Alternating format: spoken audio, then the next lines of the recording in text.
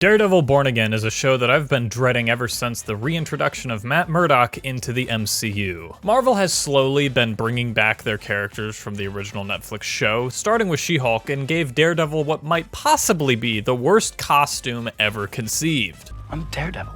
Oh my god, bro. Oh, hell no. On top of that, they did some noticeable damage to his character as he's completely fine with She-Hulk killing a bunch of goons, something Matt has been shown to not be a big fan of his friends doing.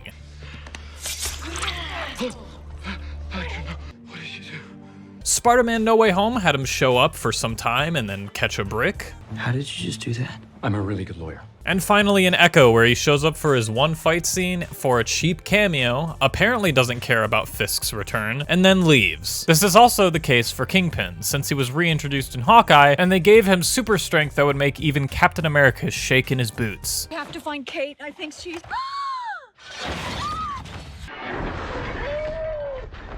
Also, need a reminder that he got shot in the head and was completely fine afterwards. Lincoln wishes. And with the entire production of Born Again being completely scrapped midway through production in favor of making the Netflix show canon, I already knew it was over from conception. I had no faith, given the track record of Marvel so far, that they would even come close to the brilliance of Netflix's Daredevil. But hey, I would love to be proven wrong, and I shouldn't go into it thinking it's gonna be that terrible. Besides, the trailer actually looks kind of interesting. What? Bullseye shows up?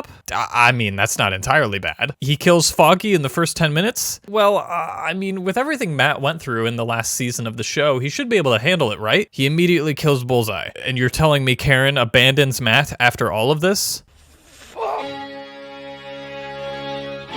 Daredevil Born Again really does surprise me by how bad the opening is. For the sake of time, this video will only be going over the first 15 to 20 minutes of episode 1, because it's just so dense with problems. Everything to do with everything that happens simply does not work. Let's start with the dialogue. These Hell's Kitchen nostalgia is running pretty thin with you guys. You realize that, Not right? nostalgia, reverence for the past, yet hope for the future. Whoa! You coined that yourself? Have you copyrighted that?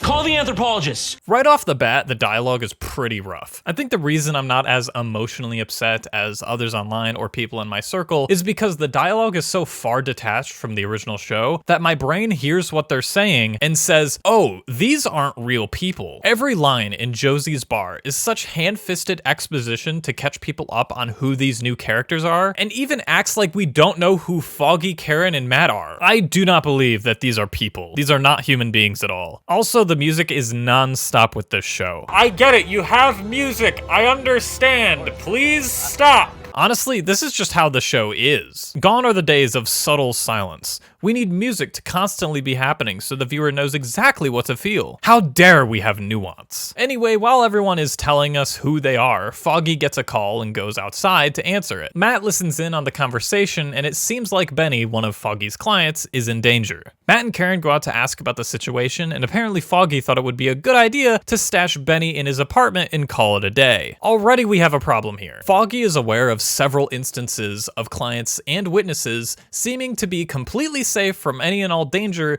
and then suddenly dying because, wouldn't you know, someone is really good at their job. So first off, I don't believe Foggy would just throw him in his apartment and call it a day. And two, I absolutely do not believe that Foggy wouldn't let Matt know about it. But Andrew, Foggy told us that he didn't want to give Matt an excuse to be Daredevil. I also don't believe this as an explanation, considering by the end of the Netflix show, they had come to some common ground about the topic of being Daredevil versus being a lawyer. In fact, specifically in season 3, we see Matt staying with Nadeem, aka Foggy and Matt's client, the entire time while organizing their plan and getting him to the trial. So there's already a precedent for Foggy being okay with this. So Foggy not wanting to give Matt an excuse is indefensible. Anyway, Matt runs off to go to Foggy's apartment and takes the time to change into his suit, which is a bit odd. Multiple times throughout the original show and Defenders, Matt is completely fine with running into a situation with nothing but a scarf on his head to conceal his identity if the situation is time sensitive. But no, we have to have him waste precious time in order to get dripped out for the next fight scene because it looks cool. Never mind the fact that Benny is probably dead by now and the killer is getting further and further away with with every second that passes, but sure, we need him to look cool. Then Matt hears Benny on the phone with Foggy and reveals that the killer simply wanted to know where he was. Then it's revealed that the killer is none other than Bullseye himself. Alright, here's the next big problem. Bullseye does not make any sense in Born Again. There's so much that needs to be established before even showing us that he's here. Like how he's not in prison for the crimes that he committed last season, or the fact that he's going after Matt, Foggy, and Karen rather than going after Wilson Fisk, aka the man who broke his back and paralyzed him. Which, by the way, seems to be a pretty quick recovery depending on when the show takes place. Not only being able to walk without aid, but also being able to fight for prolonged amounts of time without being completely dogged on. Also, they make him say the line again. Say the line, Bart!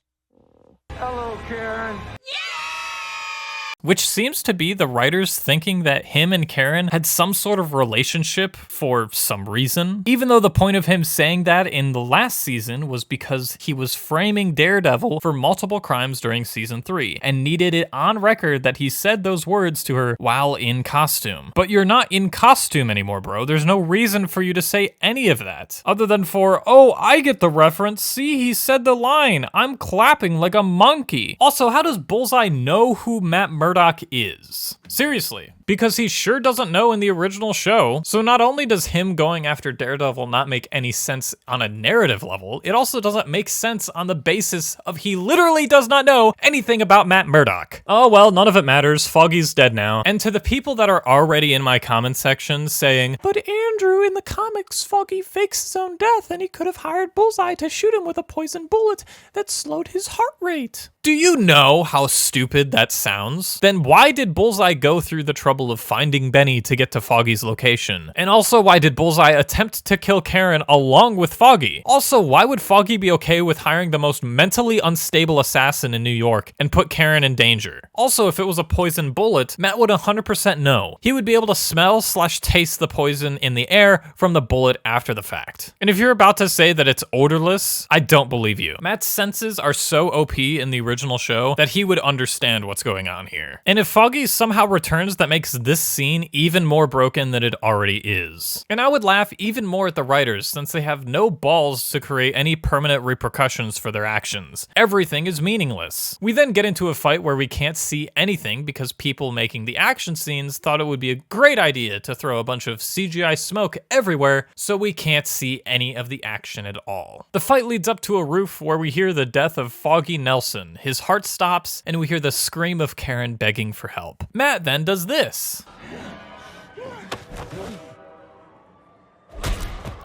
Okay. Hey, so remember how Matt Murdock spent 3 entire seasons of a show contemplating the sin of murder and how that would affect him and his relationship with God, his friends, and the entire world? The path that, if traveled, he would never be able to return to the man he once was ever again. Nah, screw all that. That's just navel-gazing. We're just gonna kill a man. And even with this murder, the writers don't even have the balls to kill Bullseye off, because he miraculously survives this fall from 4 stories up. Yeah, okay. So it's safe to say that Matt has been character assassinated, right? Like, this is TLJ levels of destruction we're dealing with here. But Andrew, don't you think that his best friend dying would be enough to push him over the edge and give in to his darker self? No, not at all. In season 3 of Daredevil, Matt wants his friends to think he's dead because in his eyes, that's what will keep them safe. Detaching them from himself because he believes he is the reason they're always getting hurt and will ultimately be the reason they die. But Matt discovers throughout the show that the reason Foggy and Karen get into trouble and put themselves in danger isn't because of him, it's because of their nature as well. Foggy runs for DA to stop Fisk, not because Matt told him to do so. He did it because he wants to defeat Fisk on his terms, the legal way. Karen doesn't go to Fisk's penthouse and talk to him because Matt told her to do so. In fact, he said the opposite. She does it out of her own volition. And part of what makes Matt, Foggy, and Karen such good friends and partners is the fact that they are all willing to put their life on the line in the pursuit of justice. By the end of the season, Matt understands this and comes to terms with the fact that Foggy and Karen are loyal to the very end, and he knows he needs them. They know what kind of dirty work Matt has done in the shadows, and they stick by his side in spite of that. They know the gig they signed up for. They know what Matt's been through his entire life, and Matt comes to terms with that and understands that if they're willing to lose him, he has to be willing to lose them in turn. So Matt just killing Bullseye because he killed Foggy is stupid, and a complete misunderstanding from the relationship in the original show. The Matt Murdock on screen in Daredevil Born Again is not the same one that we saw. The funny thing is that this is such an easy thing to fix from a thematic standpoint. If you need Matt to kill Bullseye in order to make him quit, then just have him beat him to a pulp, not realizing that he's actually killing him. Then the realization that he's taken a life hits even harder, and his decision to quit actually makes sense. But nah, that's just navel gazing. Throw him off the roof with the intent to kill. Easy peasy. Matt also just accidentally reveals his identity to this guy, which is the show's excuse to keep him around for the rest of the season, even though he was going to retire. Matt pulled this man out of a happy retirement because he saw his face. I love the implications of that. Anyway, now that this god-awful cold opening is done, at least my favorite character, Karen Page, was left unscathed. What? Excuse me? Sir, we've hit the second character assassination. So it's been a year since the incident at Josie's bar, and Matt has decided to retire as Daredevil since he crossed a line. Today is the trial of Bullseye, and Matt is testifying to the jury his accounts of that night. This ultimately results in Bullseye getting life in prison without the chance of parole, and Matt and Karen are happy about this, as this is the closest thing they will get to justice. But then outside they have a little talk, and this happens. I refuse to believe that a tragedy had to destroy everything.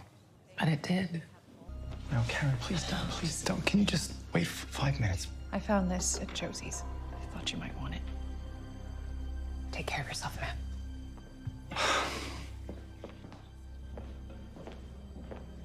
Before we move on, I want us to look at some scenes from the original show in order to truly explain how frustrated I am. It's late. You should go home.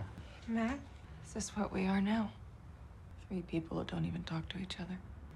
I know this guy. He told me if I'd have to push the people that I care about away if I wanted to be effective at what I do. Seems like you listened. I thought I didn't. This guy, he has a way of getting in your head, you know? But here's the thing. I had a really shitty night. The kind where you think you've seen the bottom of humanity. And the pit just keeps getting deeper, you know? I can't do this alone. I can't take another step.